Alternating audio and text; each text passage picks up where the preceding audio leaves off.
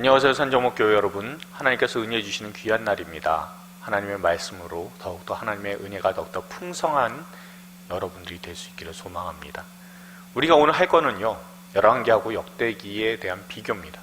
비슷한 책이 있는 것 같아요. 읽다 보면은 앞에 읽었는데 왜 또 읽어야 되지라는 생각이 들 때도 있습니다. 그런데 우리가 열왕기와 역대기가 갖고 있는 관점이 좀 다르고 그 관점을 우리가 보게 되면 그러면 우리가 조금 더 성경을 가깝게 또한 친숙하게 더욱더 깊이 묵상할 수 있게 되니까 우리가 한번 이 열왕기와 역대기가 어떤 차이가 있느냐, 어떤 관점의 차이가 있느냐라는 것을 우리가 한번 볼 수 있기를 바랍니다. 자, 우리가 오늘 하게 되는 거는 조금 전에도 말씀드린 것처럼 열왕기와 역대기에 대한 비교입니다. 이 비교를 통해서 우리가 열왕기와 역대기를 조금 더 잘 알 수 있기를 바랍니다.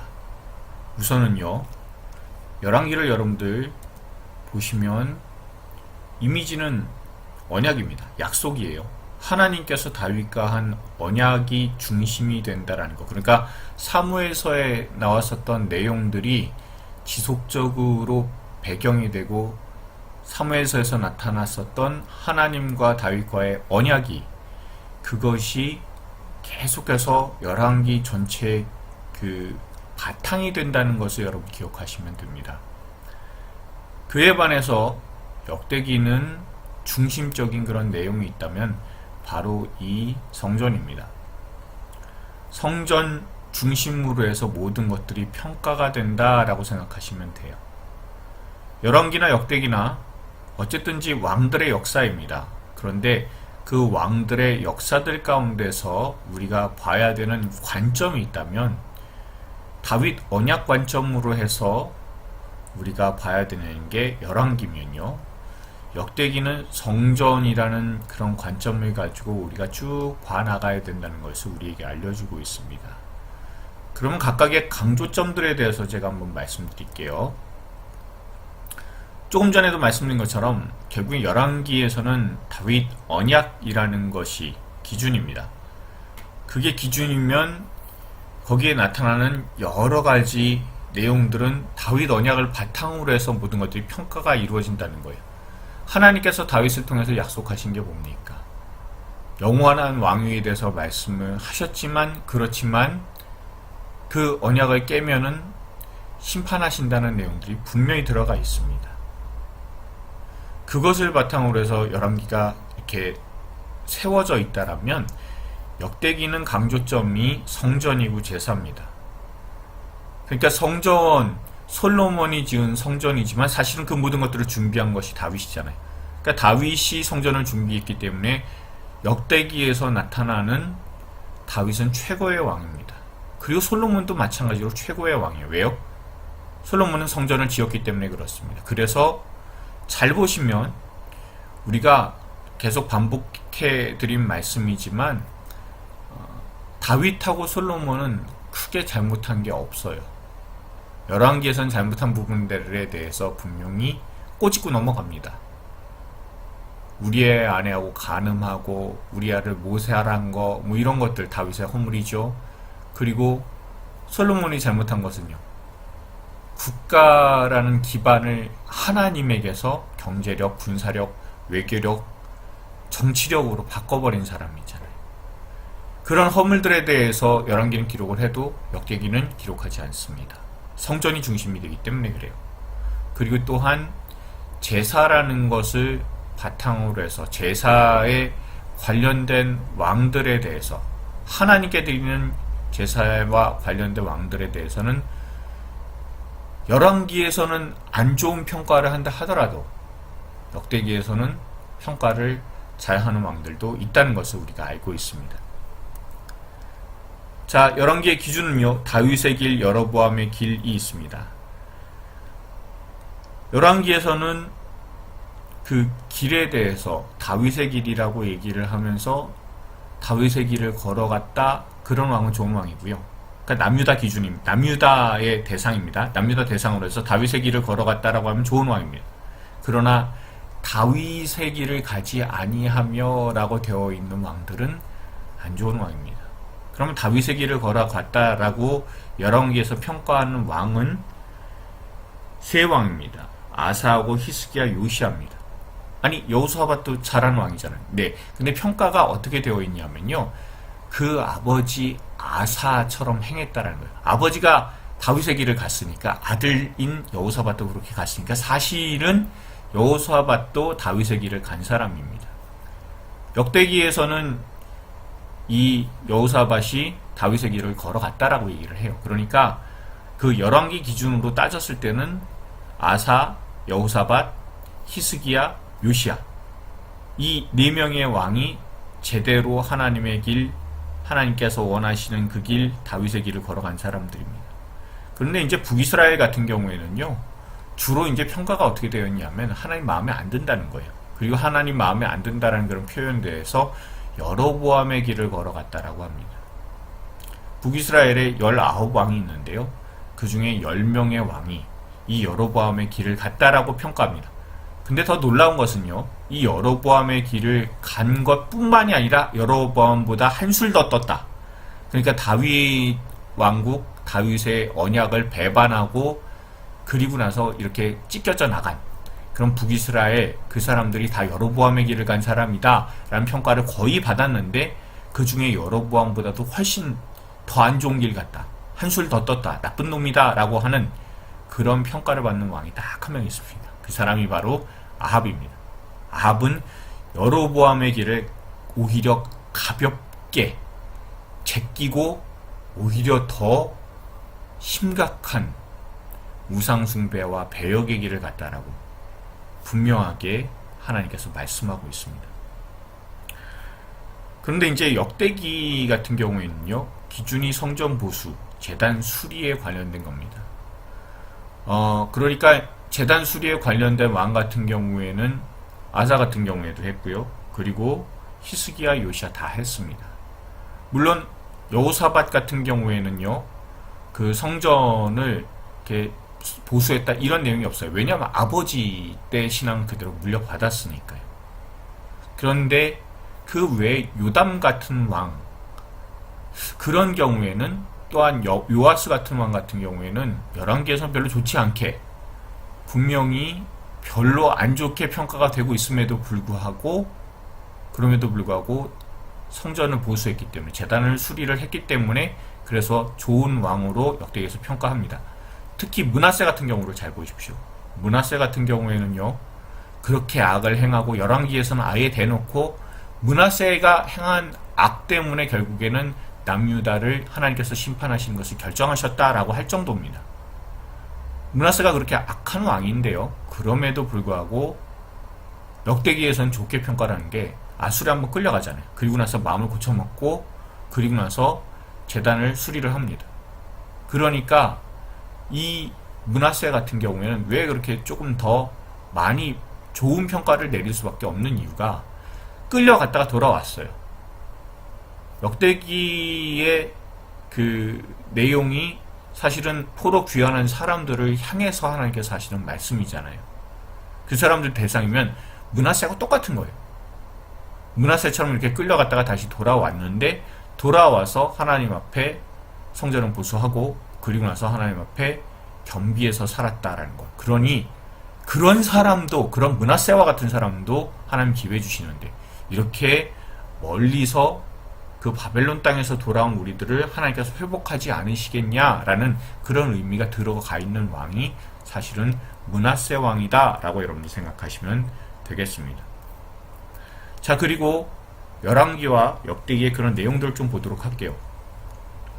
열왕기는 하나님의 말씀에 대해서, 그 언약에 대해서 잘 지키느냐 안 지키느냐 이런 거를 분명히 합니다. 그거를 보통들 선지자적 관점이라고 해요.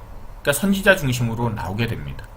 자, 선지자들이 좀 많이 이렇게 굉장히 중요하게 등장을 하는데, 열왕기에 두드러지는 선지자는 북이스라엘에서 사역을 한 우리가 잘 아는 엘리야, 엘리사가 있습니다. 놀라운 기적들을, 그래서 하나님께로 어쨌든 그 북이스라엘 백성들을 돌이키게 하고자 애썼던 그런 선지자의 모습을 우리가 알 수가 있고요.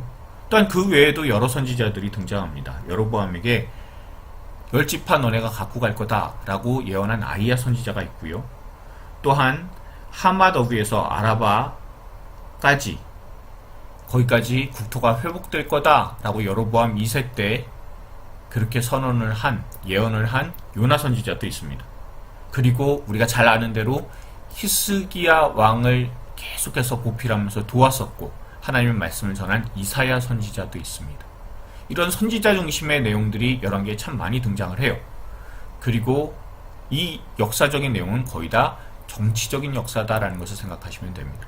그런데 이제 역대기 같은 경우에는요, 제사장 중심의 내용들이 많이 등장을 합니다. 열왕기와는 달리 역대기에서 조금 더 비중 있게 등장하는 사람 중에 한 명이 여호야다입니다. 아달랴 그 정권을 끝을 내고 그리고 요아스 왕을 옹립한 그 여호야다의 내용이 역대기에서는 조금 더 자세하게 서술이 되어 있습니다. 그래서 종교 개혁을 이끌었었던 인물로 분명히 자리매김하고 있고요. 또한 아사랴 대제사장이 있습니다.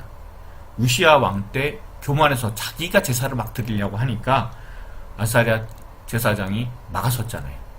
그렇게 막아서서 하나님, 왕권보다는 하나님을 바라봐야 된다라고 하는 그런 분명한 내용들을 알려주고 있습니다. 그게 또한 제사하고 연관이 있다는 것을 여러분 보시면 됩니다.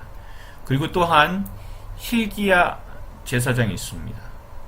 요시야 때요, 여호와의 전을 건축할 때, 그 재건할 때 그때 담당을 했었던 제사장입니다. 그때 율법책을 발견하게 되죠. 그 이후에 요시야와 많은 남유다 사람들이 통해 자복하면서 하나님께로 돌아온 그런 역사들이 나타나고 있습니다. 그런 제사장 중심의 내용의 기록들이 많이 나온 게 역대기의 내용입니다. 전에도 말씀드린 것처럼 이스라엘 백성들이 돌아왔어요. 그리고 성전을 재건을 했을 겁니다. 그리고 하나님의 말씀을 들었을 겁니다. 그럴 때 정말 중요한 것은 늘 하나님 앞에 예배드리고 이것이 회복이 되면 하나님께서 마침내는 이 땅을 회복시켜 주실 것이다라는 분명한 비전을 갖고 서술을 한 것이 역대기입니다. 그래서요, 정치적인 역사와는 조금 다르게 다른 맥락으로 신앙적인 역사를 드러내고 있는 게 역대기다라는 것을 여러분 생각하시면 됩니다. 그리고 열왕기의 분위기는 부정적이에요. 왜냐하면 망했다잖아요. 그러니까 북이스라엘도 망했고 남유다도 망했다. 결국 하나님의 말씀 안 듣더니 결국에는 이방인들처럼 돼서 이방인들처럼 그 땅에서 쫓겨났다, 망하게 되었다 라는 내용이 나오는 게 열왕기입니다. 그에 비해서 역대기는요, 긍정적이에요.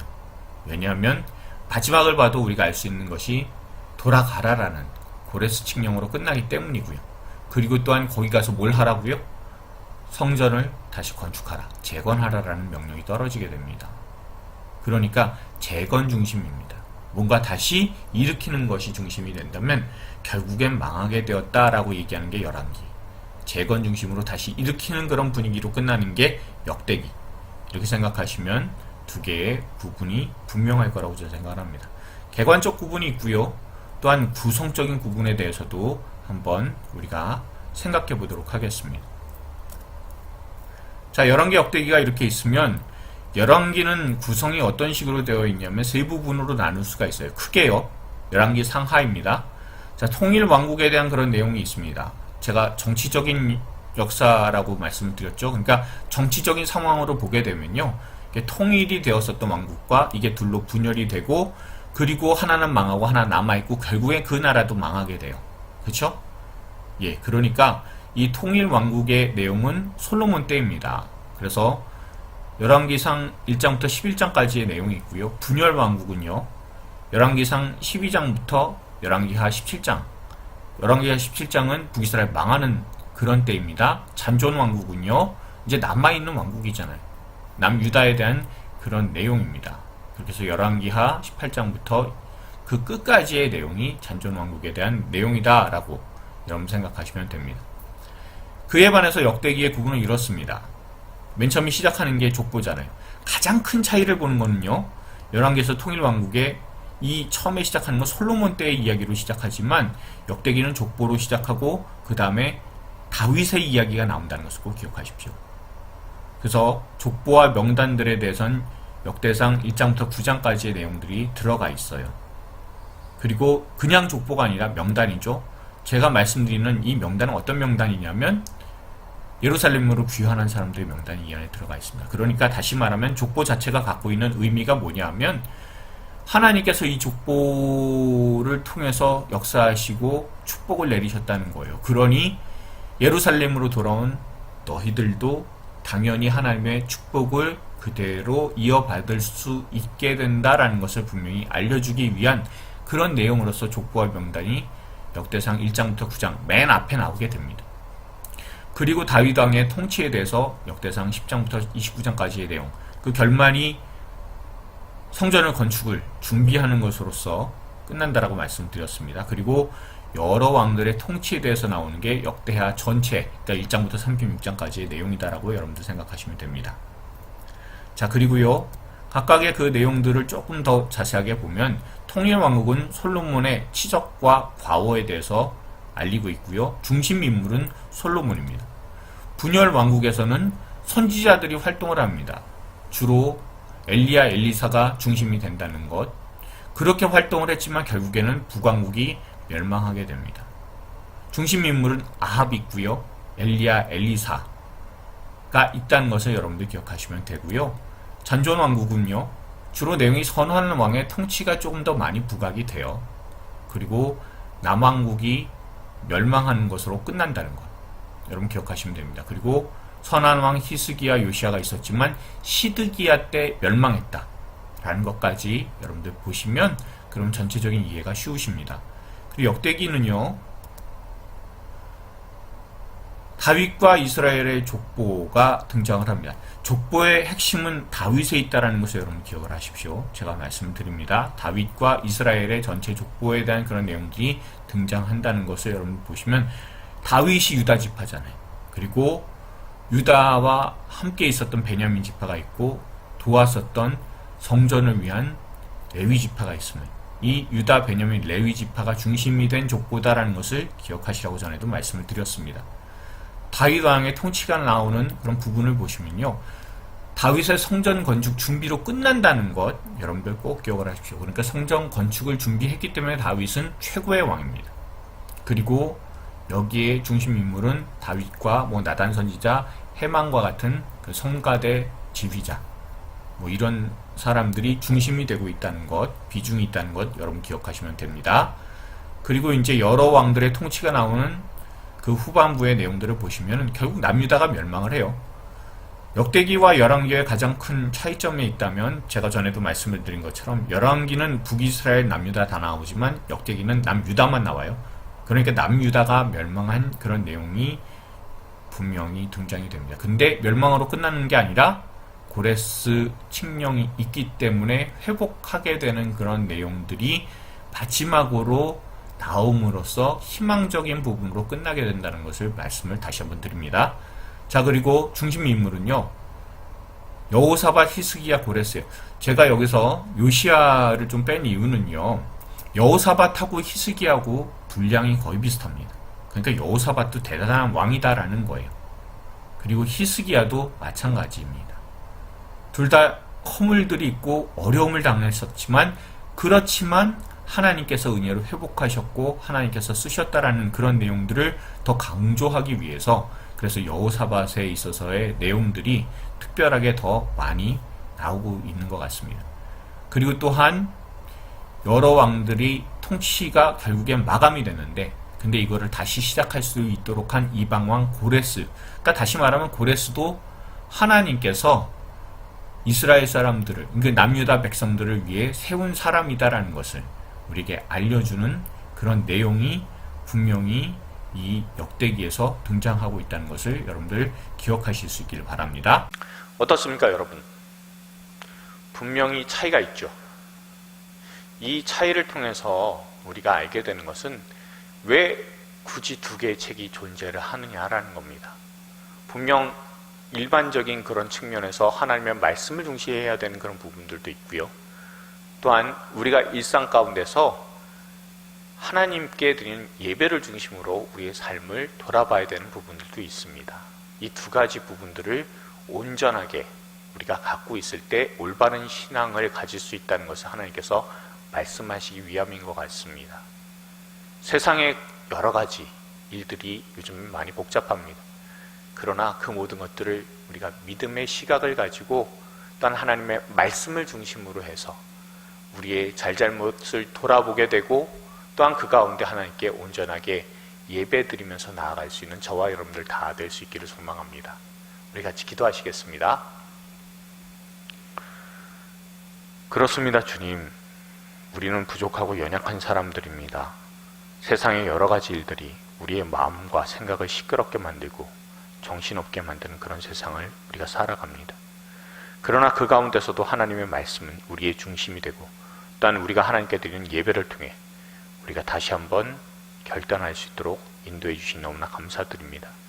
우리가 늘 신앙의 끈을 놓지 않게 해주시고 또한 그 믿음으로서 온전하게 살아서 정말 다윗의 길을 가는, 그래서 여호와 보시기에 정직한 하나님의 마음에 합한 저와 우리 성도들 다 되도록 주님께서 축복하여 주옵소서.